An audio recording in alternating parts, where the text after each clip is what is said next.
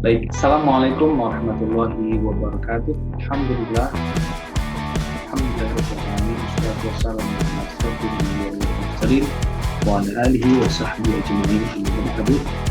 Baiklah para mahasiswa sekalian, pada hari ini kita akan menyampaikan materi terkait lanjutan dari kemarin, yaitu terkait morfologi biji.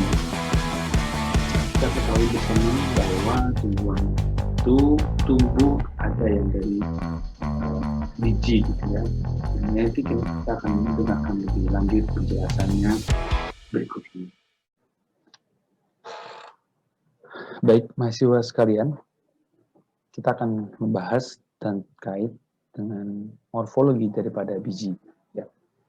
Kalau kita lihat biji, nah, itu adalah merupakan bakal dari tanaman baru, ya, yang nanti akan kita lihat contohnya seperti di atas ini ya, banyak sekali contoh-contoh biji, ya. Kalau di dalam morfologinya, sebagian secara ringkas nanti kita akan melihat ada pusar biji, tali pusar, dan inti daripada biji sekaligus kulit daripada biji. Kita lihat dulu. Sebelum kita masuk kepada perkuliahan, seperti biasa Bapak akan menyampaikan satu ayat di dalam Al-Quran yang menyampaikan terkait halnya dengan biji.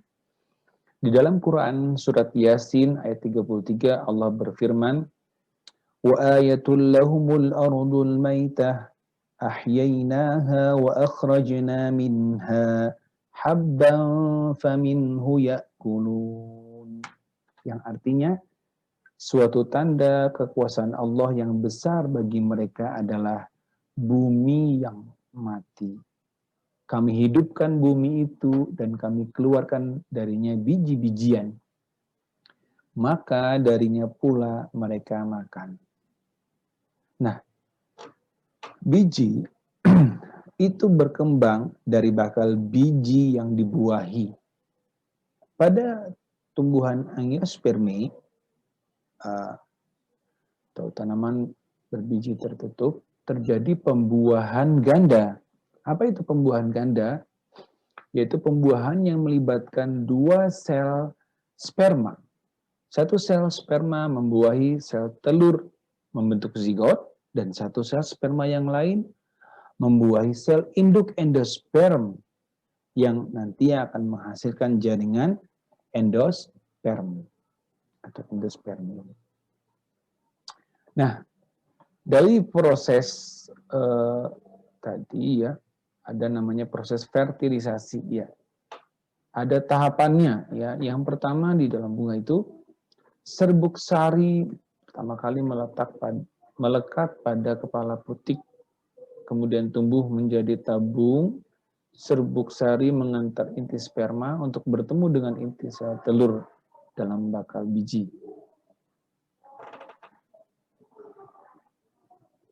Sel tabung bergerak ya ke tabung serbuk sari yang menuju bakal buah atau namanya ovarium ya. Sementara itu, sel gametofit membelah secara mitosis menghasilkan dua sel sperma.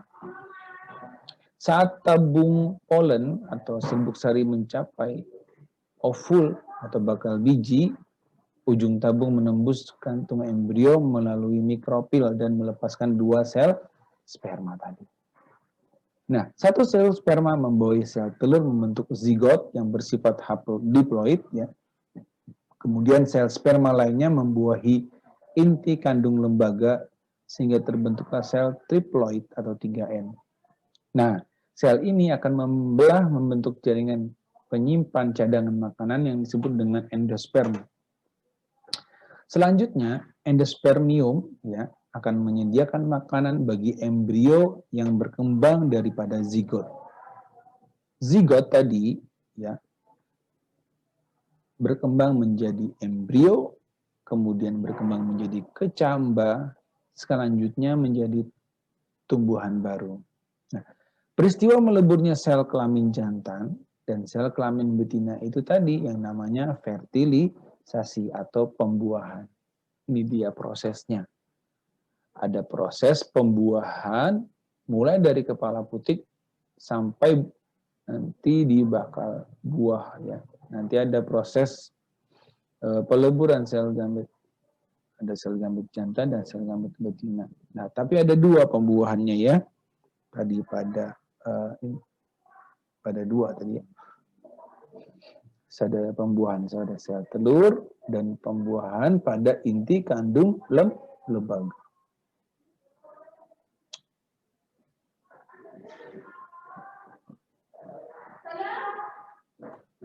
Nah, kita akan melihat daripada bentuk dan morfologi daripada biji. Yang pertama nanti akan melihat bagian-bagian daripada biji dan proses perkecambahan. Nah, bagian daripada biji ada dua ya. Ada bagian dari luar dan ada bagian dalamnya. Kalau di bagian luar ada tangkai biji, arilus, kulit biji, rambut, dan sayap. Kemudian bagian dalamnya ada endospermium dan ada embrio.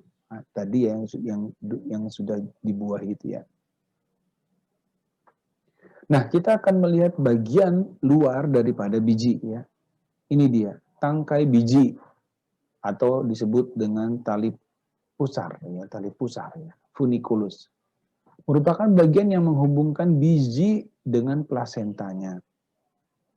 Jika biji itu masak, biasanya biji terlepas dari tali pusarnya dan hanya tertinggal pusar saja yang disebut dengan hilus ya, bekasnya saja.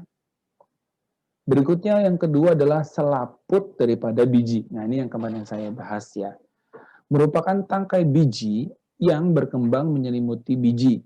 Ada yang berdaging, contohnya pada durian rambutan.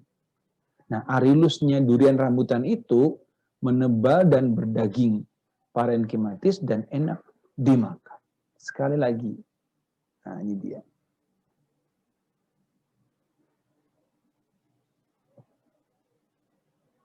Nah, kalau kita lihat di sini ya, ada perikard, arilus, dan hilum atau hilus. Ya. Pak, ini buah bukan? Yang buah yang kita makan, yang kuning ini tadi, di dalam buah durian, atau di dalam yang kita sebut buah ini ya, sebenarnya bukan buah ya yang kita makan itu. Namun adalah arilus yang menebal atau selap biji yang menebal. Buahnya sendiri yang ini, yang putih ini ya. Nah, buahnya itu tidak bisa dimakan, Tuh, tapi yang kita lihat yang biasa kita makan ini ternyata adalah hanya selaput daripada biji, ya, selaput daripada biji. Kalau kita ingat kemarin, durian masuk buah apa ya? Nah, nanti kita tanya. Pada pala atau namanya Myrista fragrans, bijinya itu berdaging kering. Kalau keseluruhan ini namanya buah pala. Yang hitam ini adalah biji pala. Nanti dikeringkan itu biji pala itu. Nah, selaput daripada biji pala itu warnanya merah atau arilusnya berwarna merah. Itu yang mahal. Kalau kemarin saya dengar pala yang tumbuh di Purbalingga itu 1 kilonya saja itu mungkin hampir ratusan ribu yang selaput ininya ya warna merah ini. Biji palanya sendiri biasanya digunakan untuk masakan atau rempah-rempah. Tapi dalam pengobatan secara herbal biasanya digunakan untuk sedatif atau obat tidur gitu ya, jamu untuk memudahkan tidurnya tenang. Nah, pada pala bijinya berdaging juga, namun berdagingnya kering. Nah, ketiga adalah bagiannya adalah kulit biji atau spermodermis. Berasal dari integumen dan kadang-kadang ada sedikit sisa nucellus dan sisa endospermium. Kadang-kadang dibedakan 3 macam lapisan pada kulit biji, yaitu sarkotesta, sklerotesta, dan endotesta. Sarkotesta itu adalah kulit luar yang biasanya ada yang tebal berdaging. Kulit tengah, sklerotesta, ya, lapisannya keras, kuat, dan berkayu, menyerupai kulit pada buah batu. Ya. Kemudian kulit dalam atau endotesta, ya, biasanya tipis seperti selaput, seringkali melekat erat pada inti biji. Pada salak atau Zalaka endulis, sarkotestanya itu berdaging dan enak dimakan. Ya, sarkotestanya berdaging dan enak dimakan. Nah, itu tadi adalah sarkotesta.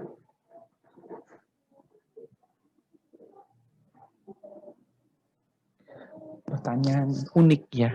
Ya, pertanyaan unik.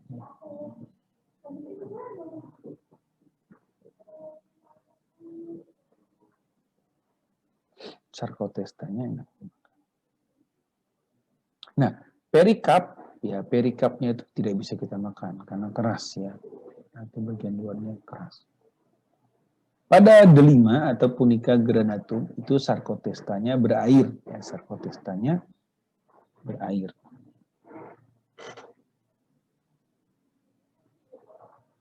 Sarkotesta berair.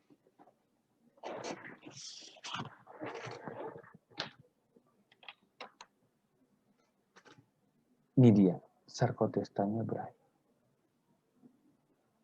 Biji dengan sarkotesta berair. Yang keempat adalah rambut dan sayap. Apa itu rambut? Apa itu sayap? Kita akan lihat contohnya. Pada rambut atau koma, penonjolan sel-sel kulit luar biji yang berupa rambut halus berfungsi untuk memudahkannya berterbangan biji oleh tiupan angin. Pada Gossypium sp ya, atau pada kapas. Kemudian ada sayap ya, merupakan alat tambahan pada berbagai tumbuhan yang memiliki fungsi yang sama seperti rambut, contohnya pada Spathodea atau Spathodea campanulata. Jadi, rambut pada Gossypium.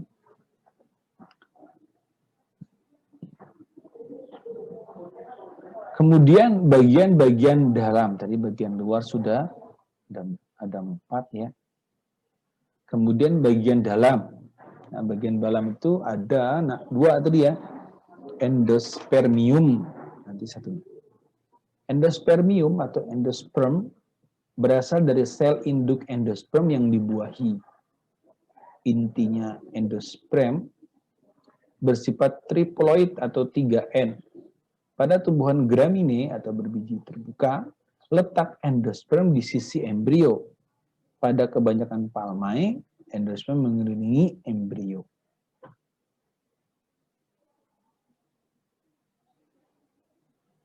Endosperm dapat berdaging, contohnya pada kelapa. Ya. Sekaligus endospermnya itu juga berair kalau di kelapa. Kenapa? Kalau misalnya agak muda, itu daging putihnya itu, endospermnya itu tipis ya. Tapi kalau udah agak tua, cairan tadi membentuk dinding, ya, membentuk daging kelapa gitu. Keras seperti tanduk, contohnya pada kopi ya. Kopi kan keras ya, biji kopi ya. Kemudian keras seperti batu pinang ya. Kemudian bening seperti kaca pada jagung manis. Dan sebagainya. Kalau kita lihat pada kopi itu, ingat seperti kopi luwak ya. Luwak tuh memakan buah kopi ya. Setelah itu difermentasi, bijinya keluar gitu kan. Dan biji keluar tuh masih dalam selaput gitu kan. Ini ada 2 pendapat, ya halal apa tidak Pak? Nah, kalau ya ada yang pendapat pertama bahwa jika memang keluar sebagai bercampur dengan kotoran, maka itu najis gitu kan. Tapi kalau misalnya dia masih tertutup, kemudian masih bisa dibersihkan, kulitnya dibuang gitu kan, tidak mengapa. Tapi masih pertentangan syubhat ya. Tapi katanya enak kan kopi luwak. Gitu. Berikutnya adalah ini contoh yang pada palmai atau kelapa. Ya. Nah, bagian kalau kita kemarin membahas tentang buah itu ada sabutnya itu ya, kemudian kulit terluar dan ada batok ya. Nah, ini ya buahnya itu gitu ya. Nah, yang putih yang kita makan itu ternyata bukan buah, itu adalah endospermiumnya. Nah, cairan ini, cairan yang cairan kelapa ini banyak sekali kandungan proteinnya. Nanti kalau misalnya semakin tua kelapanya, maka akan semakin tebal dagingnya.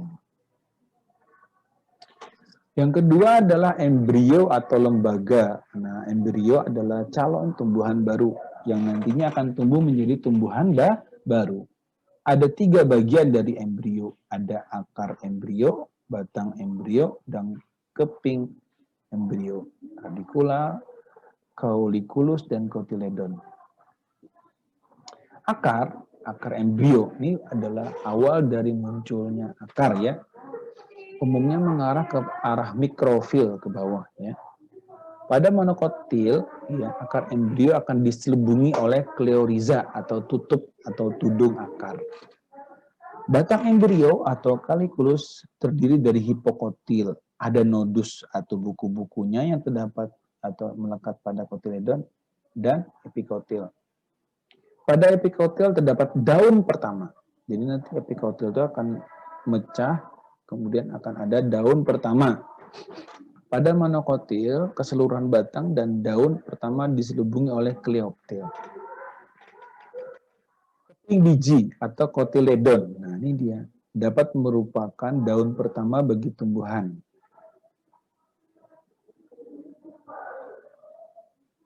Berfungsi untuk menyimpan cadangan makanan bisa, menyerap nutrisi dari endosperm bisa, dan dapat berfungsi sebagai organ fotosintesis. Ingat, fotosintesis itu hanya bisa dilakukan di daun. Nah, ini daun pertamanya, ya, pada kecambahnya, pada pertumbuhan kecambahnya. Perkecambahan adalah keluarnya radikula atau akar embrio menembus kulit biji bila mendapat lingkungan yang sesuai. Ada 2 ya perkecambahan, yaitu perkecambahan epigel atau di atas tanah, ya, epi itu di atas, geo atau geal itu adalah tanah ya. Ciri khasnya adalah hipokotil tumbuh sangat panjang dan kotiledonnya terangkat ke atas permukaan tanah. Contohnya pada kacang hijau. Nah, pada perkecambangan hipogel atau di bawah permukaan tanah, nah epikotilnya yang tumbuh memanjang sehingga kotiledon tetap di bawah permukaan tanah. Contohnya pada tanaman jagung atau zimes. Ini tadi ya perkecambahan epigel. Ini epikotilnya itu terangkat ke permukaan tanah karena hipokotil yang memanjang. Ya, hipokotilnya yang memanjang. Berbeda dengan hipogel, epikotilnya yang memanjang sehingga kotiledon tidak ikut ke atas tanah. Nah, kita akan lihat ternyata biji dalam farmasi juga ada yang bermanfaat sebagai kesehatan. Salah satu contohnya adalah habatus sauda atau nama lainnya adalah nigella sativa atau jintan hitam.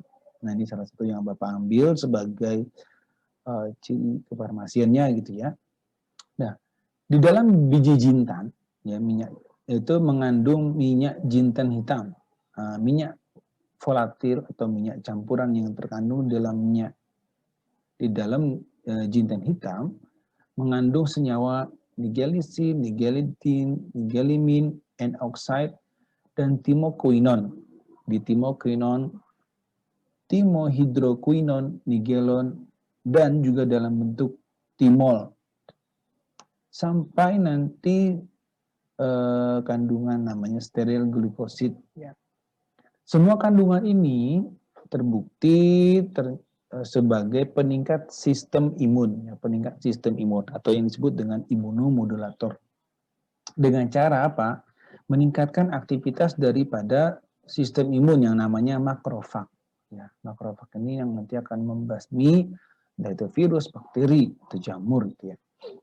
Melalui apa? Melalui stabilisasi total dan hitung jenis leukosit serta jumlah makrofag yang teraktivasi. Ini adalah salah satu penelitian yang dilakukan oleh Amin dan kawan-kawan dari Universitas Uni Emirat Arab ya. Universitas College of Art and Science, American University of Sharjah, United Arab Emirat, UEA, yang berjudul Immunomodulatory and Anti-Inflammatory Action of Nigella sativa and Thymoquinone, ya, a comprehensive review. Nah, terakhir yang Bapak sampaikan ya terkait dengan biji di dalam Al-Qur'an, ternyata Allah menyampaikan ya mathalul ladzina yunfiquna amwalahum fi sabilillahi kamathali habbah ambatat sab'a sanabila fi kulli sumbulatin mi'atu habbah wallahu yudha'ifu liman yasha wallahu wasi'un alim. Yaitu perumpamaan nafkah yang dikeluarkan oleh orang-orang yang menafkahkan hartanya di jalan Allah adalah serupa dengan sebutir benih yang menumbuhkan 7 bulir. Pada tiap-tiap bulir 100 biji, Allah lipatkan ganjarannya bagi siapa yang dia kehendaki. Dan Allah maha luas karunia-Nya lagi maha mengetahui. Ya, itu ya di dalam Al-Quran. Masyaallah sekalian, seperti itulah penjelasan Bapak terkait hal biji. Ya. Nanti kalau misalnya ada pertanyaan, silahkan ditanyakan di kolom chat. Terima kasih. Assalamualaikum warahmatullahi wabarakatuh.